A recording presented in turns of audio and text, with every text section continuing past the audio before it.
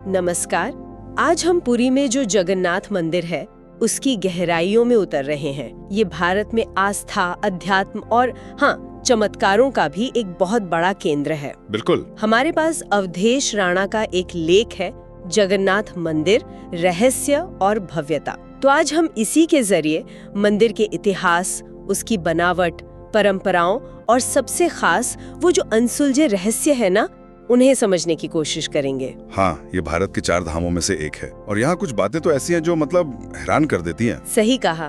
तो चलिए शुरू करते हैं फिर। लेख बताता है कि ये मंदिर कोई नया नहीं बल्कि 12वीं शताब्दी में इसकी नींव रखी गई थी। हाँ, गंगा वंश के राजा थे अनंत वर्मन चोटगंग देव। उन्होंने इसका निर्माण शुरू करवाया था।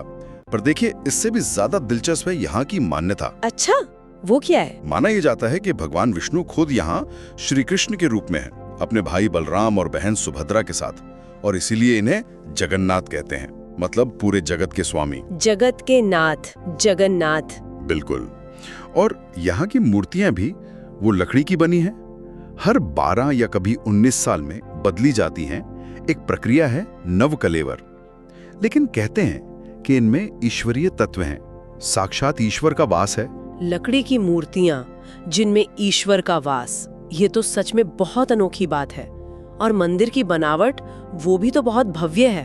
अरे बिल्कुल, करीब 65 मीटर ऊंचाई है इसकी, और ये कलिंग वास्तुकला का एक बेहतरीन नमूना है। कलिंग शैली, उसकी क्या खासियत होती है? उसमें ऊंचे शिखर होते हैं, घुमावदार और बहुत बारीक नक्काशी होती है दीवारों पर। पूरा मंदिर परिसर ही बहुत विशाल है, ऊंची ऊंची दीवारें, बड़े बड़े दरवाजे, और हाँ, एक रसोई भी है जो कहते हैं दुनिया की सबसे बड़ी है। दुनिया की सबसे बड़ी रसोई, उस पे तो जरूर आएंगे हम। लेकिन मैंने सुना है वास्तुकला से ही जुड़ा एक रहस्य भी है, वो ध्वज के बारे में कुछ। हाँ, ये तो सबसे ज्यादा मतलब चौंकाने वाली बातों में से एक है। मंदिर के शिखर पर जो ध्वज लगा है वो हमेशा हवा जिस तरफ बह रही होती है उसकी उल्टी दिशा में लहराता है। आज तक नहीं मिला है। लोग मानते हैं कि ये भगवान जगन्नाथ की इच्छा है या उनकी शक्ति का प्रतीक। ये उन पहेलियों में से है जो इस जगह को और भी रहस्यमयी बना देती हैं। हवा के विपरीत लहराता ध्वज वाकई कमाल है। और आपने रसोई का जिक्र किया था, वो भी कुछ कम नहीं है शायद। सच कहा आपने।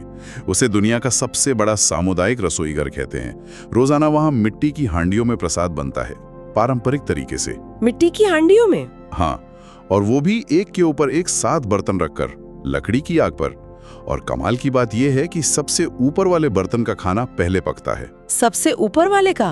ये तो बिल्कुल उल्टा है ना?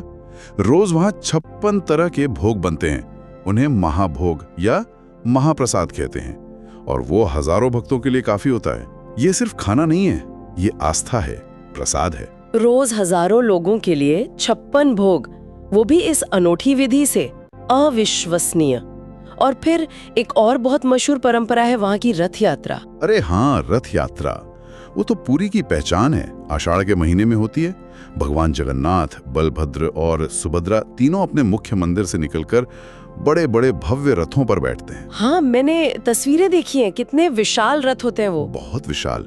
और उन्हें हजारों भक्त मिलकर खींचते हैं, गुंडीचा मंदिर तक ले जाते हैं। वो जो नजारा होता है ना, आस्था, खुशी, भक्ति, सब एक साथ। लाखों लोग आते हैं दुनिया भर से इसका हिस्सा बनने। ये बस एक यात्रा नहीं है, ये भगवान का अपने भक्तों से मिलने का त्योहार है। सुनकर ये रोंगटे खड़े हो जाते हैं। लेकिन ये जो रहस्य हैं, ध्वज वाला, रसोई वाला, लेख में कुछ और भी ऐसी बातें बताई गई हैं जिनका कोई वैज्ञानिक जवाब नहीं है। हाँ बिल्कुल है। स्रोत में कुछ और भी हैरान करने वाली चीजें लिखी हैं। जैसे मंदिर समुद्र के बिल्कुल किनारे पर है, लेकिन मंदिर के शिखर के ऊपर कभी कोई पक्षी उड़ता हुआ नहीं दिखता। पक्षी नहीं उड़ते? समुद्र के किनारे तो बहुत पक्षी होते हैं। हाँ होते हैं, पर यहाँ नहीं। और एक बात, मंदिर का जो मुख्य शिखर है उसकी परछाई दिन में किसी भी समय जमीन पर नहीं पड़ती है। परछाई नहीं पड़ती? ये कैसे? ये भी एक रहस्य है। वास्तुकला का कोई कमाल है या कुछ और, पता नहीं। और एक और चीज है, जैसे आप मंदिर के सिंह द्वार मतलब मेन गेट से अंदर जाते हैं ना, हाँ, समुद्र की लहरों का जो शोर बाहर सुनाई देता है, हाँ, वो अंदर बिल्कुल बंद हो जाता है, एकदम शांत। और जैसे ही बाहर कदम रखते हैं फिर से आवाज आने लगती है। पक्षी नहीं, परछाई नहीं और समुद्र का शोर गायब। ये बातें तो मतलब विज्ञान की पकड़ से बाहर लगती हैं। और शायद यही वजह है कि ये जगह इतनी दिव्य मानी जाती है। जैसा कि अवधेश राणा के लेख में भी लगता है ये रहस्य शायद तर्क और विज्ञान से परे हैं और लोगों की आस्था को और मजबूत करते हैं। हाँ, ये याद दिलाते हैं कि शायद कुछ चीजें ऐसी होती हैं जिन्हें बस महसूस किया जा सकता है, समझाया नहीं जा सकता।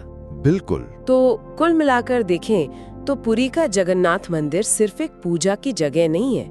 ये तो भारत की संस्कृति, कला, आध्यात्मिकता और हाँ, इन अनसुलझे रहस्यों का एक अनूठा संगम है। सही कहा।